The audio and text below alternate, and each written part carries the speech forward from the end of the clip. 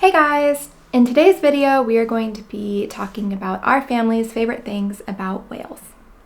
The country. Do I need to say that? Currently, we are filming this video about Wales from our home in England, but over the course of our time living in the UK, we've gotten the chance to travel to Wales several times as a family, and every single time has been amazing.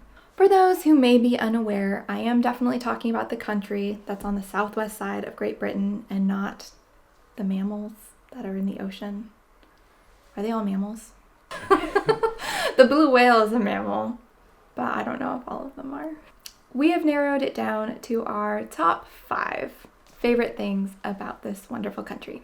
The first thing we absolutely love about Wales is that there is both a beautiful coastline and some lovely mountains, and they're pretty close together. Maybe it doesn't seem like a huge deal, but in Colorado, where Matthew is from in the States, there are plenty of mountains and they're really beautiful, but you're nowhere near a coast. You're just stuck in the middle of a bunch of states. And other places that you go in the States, you get beautiful beaches or beautiful coastlines, but you don't have mountains right there. On multiple trips to Wales, we were able to hit both mountains and the beach in the same day, and that was incredible.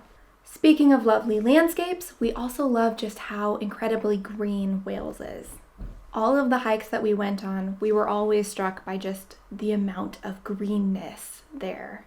And this is coming from, we've been living in England for a while and, the green is wonderful, but you go on these walks and there's just this beautiful moss everywhere and it just feels like you're in a different magical fairyland.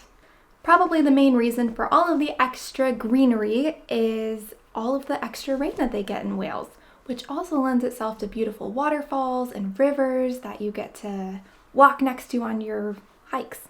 The next thing we really love is the language. And many people may not know that they actually do have 2 national languages, Welsh and English.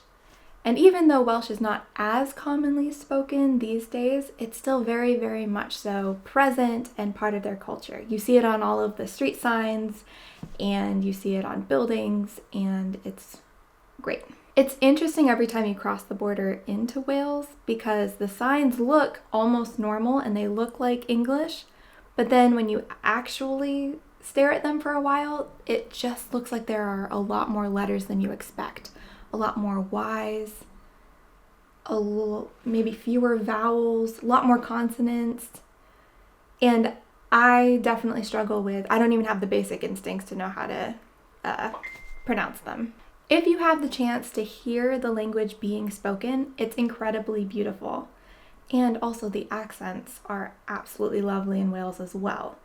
Before you go to Wales, you should definitely look up a list of all the interesting foods to try. All of the food we had was absolutely amazing. It was delicious, it really hit the spot. And I think we particularly enjoyed the Welsh rarebit, this is going to be oversimplifying it, but cheesy toast, and it's really good. Something I did not know until we actually traveled to Wales and spent some time there was just how many castles there were in Wales. And obviously I didn't go to every one of them, but they are all over the place. In fact, I heard a rumor that Wales has the most castles per square mile, like more than any other country in the world. Don't for sure quote me on that, but I've definitely heard that multiple times. And I believe it. And the castles are amazing because there are castles on the coastlines and castles kind of in the mountains, in the forests. There are castles everywhere and they're beautiful and they're really pretty easy to find. In fact, I would maybe go so far as to say some of my favorite castles that we've seen since being in the UK have been in Wales.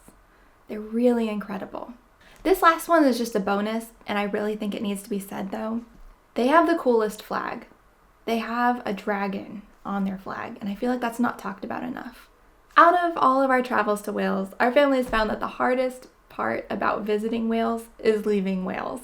You always want to go back and see more. It's honestly kind of sad even making this video because I really do want to go back, and right now we're kind of stuck at home. Super duper pregnant, we have this fun stuff that's happening in the world right now, but the good news is the next time I go to Wales, I'll have a cute little baby to bring with me. If you have suggestions for where we should go the next time we're in Wales, please leave comments below because we would really love to go back.